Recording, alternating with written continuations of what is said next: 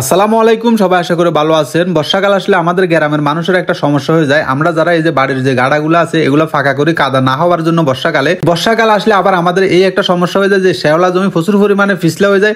আমার কাঁটাটাও এরকম ফিসলা হয়ে গেছে। এখন এই শ্যাওলাগুলো দৌড়ানোর জন্য আমার এখানে যে বালু আছে এই বালুগুলারে এখানে ছিটামু।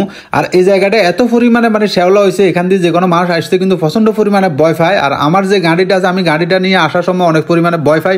আবার দেখা যায় আমার যে গোয়ালঘরের ভিতরে গরু আছে গরুগুলার এক দিক দিয়ে আনার সময় গরুগুলো কি আস্তে আস্তে আনা অনেক সময় গরুগুলো পড়িও যায়। আজকে চিন্তা করলাম যে বালু দিয়ে দেখি এই শ্যাওলাগুলো কি দৌড়ানো যায় কিনা, কারণ আমার অনেকে বলছে যে ফাউল ভাই আপনি এখানে কিছু বালু ছিটে দেন, বালু ছিটে দিলে এই যে শ্যাওলাগুলো আছে এগুলো চলে যাবে। তবে এটা কিন্তু মারাত্মক পরিমাণে কি ফিসলে হয়ে গেছে। আবার দেখা যায় যে বর্ষাকালে আমাদের গ্রামে অনেক মানুষ দেখা যায় যে কি এই যে ফিসলার ভিতরে পড়ি হাত ঠ্যাং ভাঙি যায় বা অনেক সমস্যার ভিতরে পড়ে যায়। আমাদের গ্রামের ভিতরে এখন একজন আছে এরকম কি ফিসলার ভিতরে পড়ি তার ঠ্যাঙের রগ একটাও ছিটি গেছে কই। তো এখন এই জন্য আমি চিন্তা করলাম যে না, এটার একটা ব্যবস্থা করতে হবে। এটার ব্যবস্থা না করলে কারণ যে কোনো সময় একটা বড় একটা দুর্ঘটনা ঘটে যেতে পারে।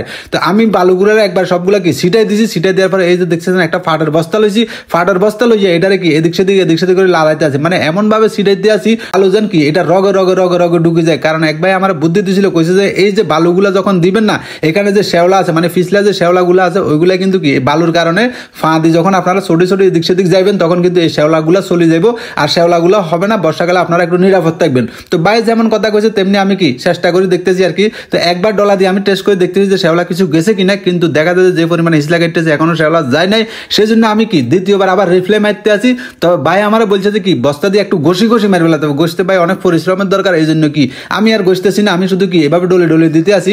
ডলার পরেও কিন্তু একটু কি ব্রেক ধরে দেখছেন মাশাআল্লাহ। আগে কিন্তু ফাটের বস্তা দিলে ফাটের বস্তার হাত দিয়ে কি ফা একার টুটুটে চলে যেত কই, কিন্তু এখন বালু দেওয়ার কারণে মোটামুটি কি বা ফাঁর একটা যে ব্রেক ফাঁর ব্রেক শোর কাজ করছি আর কি। এই মুহূর্তে বলা যায় কি ফাঁর ব্রেক শোর কাজ হয়েছে।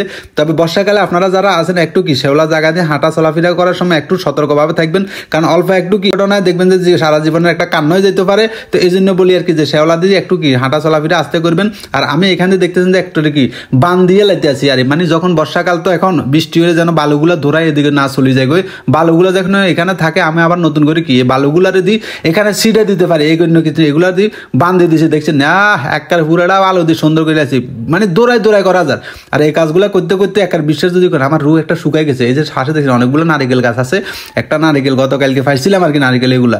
তো এখন কুপুস করে কি এই যে খাইয়ালাই আর কি আপনিও যার কোনো নারিকেল গাছ আছে যে কোনো একটা পরিশ্রম করার পরে যখন একটু ক্লান্তি লাগবে একটা ডাবের পানি খেয়ে নেবেন সেরকম একটা শান্তি লাগবে।